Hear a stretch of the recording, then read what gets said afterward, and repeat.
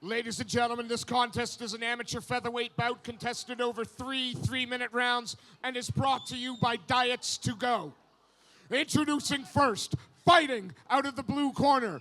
He has an amateur record, 4 wins, 1 defeat. He represents 5 wins, 1 defeat. He represents IPC Wrexham. Ladies and gentlemen, Daniel Hughes. And the opponent, fighting out of the red corner. He represents the Northwest Fight Academy, has a record of 7 wins with just 2 defeats. Ladies and gentlemen, Charlie Flanagan. Our referee is Mr. Paul Crossley. Amateur featherweights here at UKFC. In the red corner, Charlie Flanagan. In the black short stripe with white, and in the blue corner, Daniel Hughes in the all black. 2 of the most exciting guys in this division consistently. It's good to see them going up against each other. Yeah, and considering the camps they're coming from, the 2 co-promoters here at UK Fighting Championship. We've got Aaron Abbey over there, the matchmaker, Steve Nightingale over in the red corner, and they're not afraid to put their prospects, they're good prospects, against each other. Yeah, great test for each other, and that's a well-timed entry from Flanagan. Yeah, he's in on that deep. Big takedown there. Into the butterfly hooks of Hughes, and you see him immediately start to try and post. Flanagan does a good job taking that post away as he gets up and out to his back. Yeah, and just keeps taking him for the ride now. Trying to kick out that leg to take the back.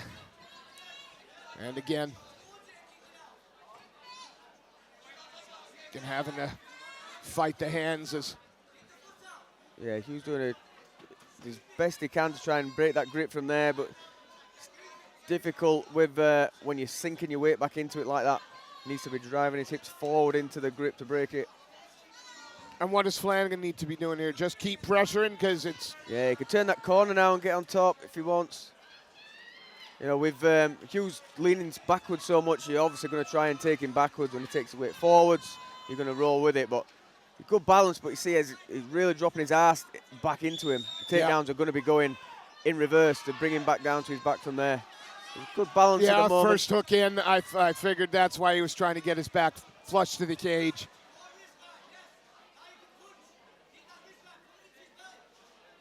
Yeah, and he's got the right arm trapped on the opposite side of his own arm, so effectively blocking both sides. So he can use that left arm to punch if he wants. Keeps that single hook in.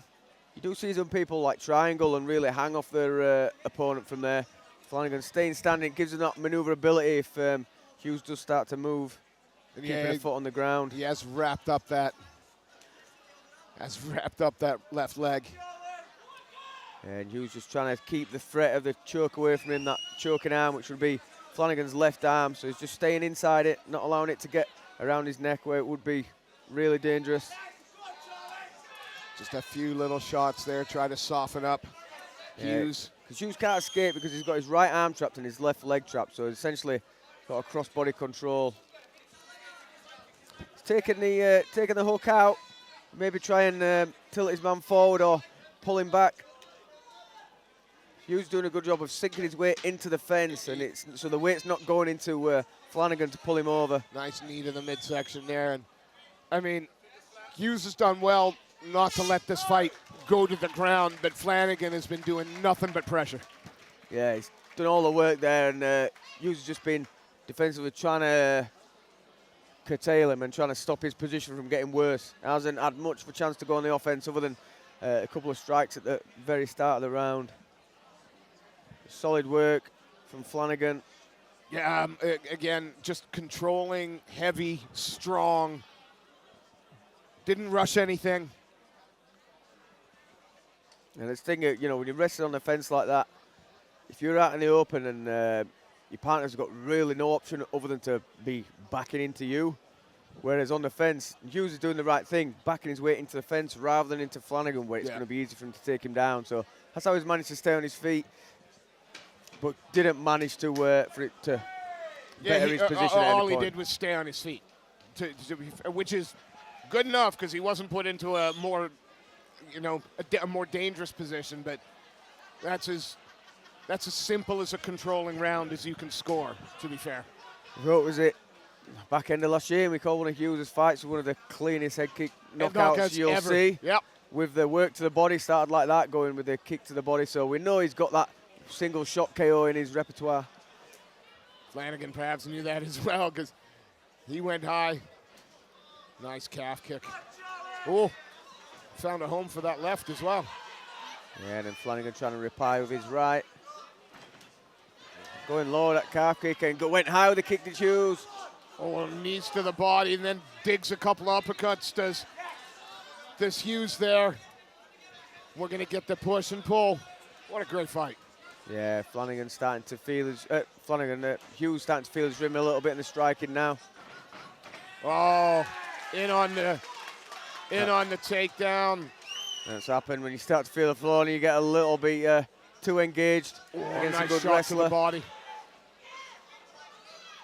And is it collapse down on him or throw the legs to the side? Because if right now,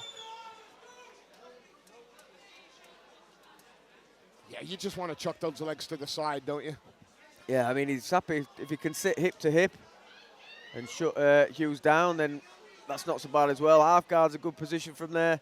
But like the full guard, especially with some sort of butterfly or knee shield, just gives the guy in the bottom a lot of options to get up and escape. And look to try and throw a nice shot. Now chuck the legs to the side. Yeah, and his back takes and stuff from there as well. And he pressures his man to the fence. See if he can get that left hook in. Hughes doing a good job keeping that knee away and stopping Flanagan from stepping over with his left leg to get the hook. But he does have that inside wrist control on that right side. And there he goes, gets it again. Oh, just trying to slip round to the back. Again, he's staying sticky, staying strong, and we saw this in the first. Yeah, he looks for that bump and that little knee tap with his knee there to bring him over. And again, Daniel Hughes just refuses to stay down.